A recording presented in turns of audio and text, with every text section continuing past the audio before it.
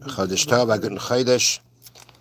We are learning Mishna Bava Kamma, Parak Zion, Chapter 7, Mishna Hey, Mishna 5. Macharay, if the Ganef went and sold the animal that he stole, but he sold it, Chutz Me'ach Shabai, everything but 1/100th of it. Meaning 1% I'm keeping for myself. I'm selling to you 99% of it, but 1% I'm keeping for myself. Or this animal that before he stole the animal, he already had a partnership in it. Okay, those are the first two cases. He stole it except for 1% of it, or he before stealing it had a partnership in it. So the Mishna is going to say about this that in such a case where you sell it under these kind of conditions, it is not considered a selling that will obligate you to have to pay the 4 or 5 payment. Now, let's delve into this a little bit. I read here from the bottom, quoting from citing the Rav. It is derived from the Torah that a thief does not become obligated to make the 4-fold or 5-fold payment unless he sells all the parts of the animal that become permitted to be eaten through shechita. You get that?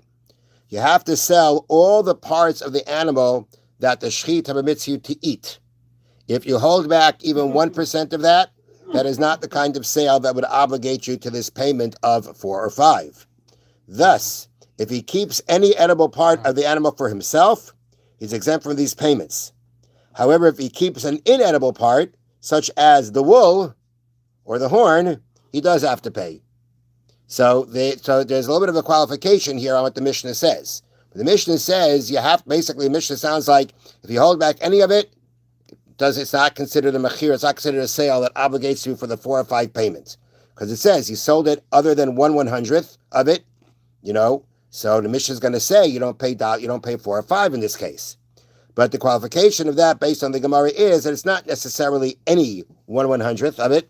It's only 1/100th of what is now edible, of what it would have been edible. That's something you can't hold back on in your sale. But if let's say you're holding back on the wool, you're holding back on the horns, which are not edible anyway, then that does not exempt you from the payment of 4 or 5. So that's the first case. Then we have the case that he had a partnership in it. So here the explanation is, since part of the animal belongs to him, he is exempt from the 4-fold or 5-fold payment. As taught earlier, these payments are required only if the thief's slaughter or sale of the animal is completely prohibited, and not in a case such as this where part of the animal was always his. So you've had a partnership with this person, and then you stole, the other half from him. If you slaughter this animal, you sell the animal, at the end of the day, part of it, you're allowed to do anything you want because it's yours. So in a situation where the entire sale or entire shechita is not going to be usher to do, the partial one is not going to obligate you to have to pay the 4 or 5 payment. Those are the first 2 cases of the Mishnah. The Mishnah continues. Ha-shoichet v'nisnav la v'yadai. Someone shechted the animal and it became an avela. That means he didn't shecht it properly.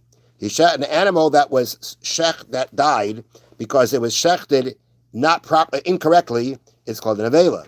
So if let's say the person here shechted it, but it became an avela, which means, for instance, he didn't do the shechita right, such as, let's say, the knife was flawed, wasn't a smooth knife, or let's say he paused in the middle of the act of slaughtering, that renders the shechita, the slaughtering, invalid, puzzle, and in that situation, that's not called shechita. The animal died, but he didn't do shechita.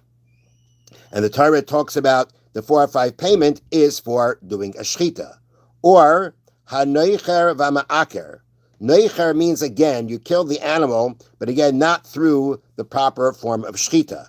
Proper shechita requires sliding a sharp knife across the trachea and esophagus until most of each pipe is cut. The case of noicher is that you're cutting through the pipes lengthwise. That's noicher. Noicher literally means you're puncturing it. But it means, what it means practically is that you're cutting it lengthwise instead of widthwise. That's noicher. Ma'aker means basically it's uprooting. You're ripping out either the trachea or the esophagus. You didn't cut it. You tore it. You ripped it out. In that situation, again, that's not a shchita. And therefore, in all these cases, mishalem tashlumei kefal, you're going to pay the double payment because he stole. Stealing was a regular stealing. The question is, all the issues here are with the sale or with the shchita, or with the slaughtering. And therefore, in these kinds of cases where you didn't, in all the cases that we just said above, the Eida Mishalem Tashlumei Bava Chamisha, you will not be paying for the payment of 4 or 5. Because at the end of the day, either the mechira wasn't a full mechira, a full sale, or the shchita, or your slaughtering was not a shchita, it was not a kosher slaughtering, it was just you killed it. You may have killed it in the same areas where you would slaughter it, but you didn't slaughter it, you didn't shecht it, and therefore there is no payment of 4 or 5. Now, what is pointed out here by the Bartanura is that before we had an opinion of Reb Shimon called shchita she'ena ruya. That means a shchita that doesn't bring the animal to be permitted to eat. That was, for instance, the case you shechted it, and what was the case again?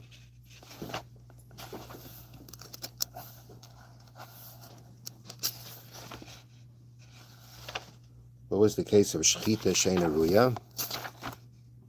Oh, right. If, let's say, you shechted it for, what's the case? Right. Right. Let's say you shechted the animal and it came up being a treifa. So the shechita was a good shechita, but you're not allowed to eat it because it's a treifa.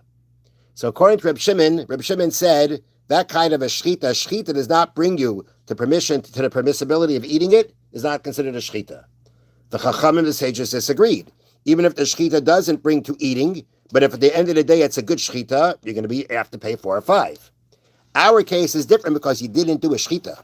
If you go ahead and you made a nevela, or let's say you tore out the what we call the simanim, those two parts of the animal, you didn't do a shechita at all.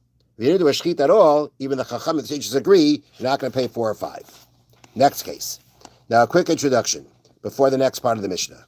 The next part of the Mishnah is going to it starts with the following halacha. When a ganef steals something, he has to make a kinyan on it. Sounds a little bit counterintuitive, but at the end of the day, the same if you want to acquire something, you have to make a kinyan, you have to do an active acquisition, otherwise it's not yours. So too, a ganef does not become a ganef. He does not get the responsibilities of a ganef unless he actually, when he steals it, he does an act of a kinyan, does an act of acquisition. And therefore, for instance, our Mishna is going to specifically talk about what's called kinyan meshicha. If you want to acquire an animal from anyone, or you want to acquire it, one of the forms of acquisition, one of the kinyanim are is called meshicha. You pull it to you. But pulling it to you means that you have to do that outside of his domain. Pulling an animal inside the original owner's domain is not a meshicha. You got to pull it out. Once you pulled it out, it's out, and you pull it outside. Or it's always outside of his domain, and you pulled it. That's when meshicha works. So that's the kind of kinyan we're talking about here regarding the ganef. That's the case here. So the Mishnah reads, Ganav b'rshus haba'olim. He stole it in the domain of the owner. But what that means is he walked into the owner's domain, took his animal, and pulled it out. So he did a meshicha. V'tabach u'machar chutz mereshusam. And he slaughtered it or he sold it, again out of their domain. Oy sheganav chutz mereshusam. Or he stole the animal outside their domain. The person's animal wasn't in his backyard. It was already out of his domain. And that's when you pulled it to yourself to steal it. And for whatever reason you did this, you took the animal back into his domain, and that's where you shechted or sold it.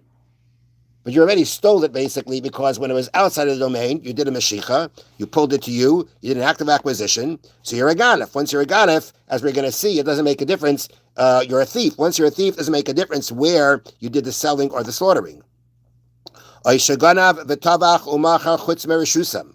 Or let's say he actually stole it and shechted it and sold it out of their domain. That means the animal was stolen out of the domain of the owner. It was shechted or sold outside the domain of the owner. In all these cases, b'shalem tashlumei bava chamisha. In all those cases, you're going to pay the payment of 4 or 5.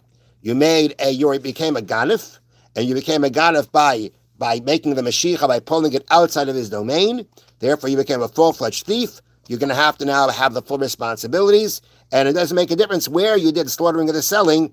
Once you're a thief, you're going to be obligated the 4 or 5 for doing so.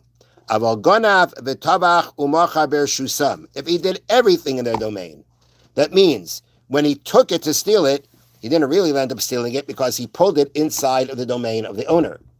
And he went ahead and he shechted and he sold it in their domain, which really doesn't make a difference. I shouldn't say that. Sorry. But if let's say he stole it and he shechted and sold it in their domain, everything happened in their domain, which means he never made a kinyan on it. He never made a mashiach and never pulled it outside of the domain of the owner. In that situation, it's going to be exempt from having to pay the 4 or 5. Now, at the end of the day, it may very well be so that he's not going to have to pay the 4 or 5, but if he slaughtered somebody else's animal, if I walk into your house, right, and I slaughter your animal without your permission, right, so I damaged it, right, I did something to it, I damaged it. What I damaged, I'm going to have to pay. If I didn't officially steal it, but I gave it away to somebody else, then again, that's an act of damaging. But that's not the responsibility of a thief, which is why the payment of 4 or 5 isn't going to happen because you never really stole it. But even if you never really stole it, whatever loss you caused them, you're going to have to pay for. Have a wonderful day, wonderful Shabbos, a good Chodesh.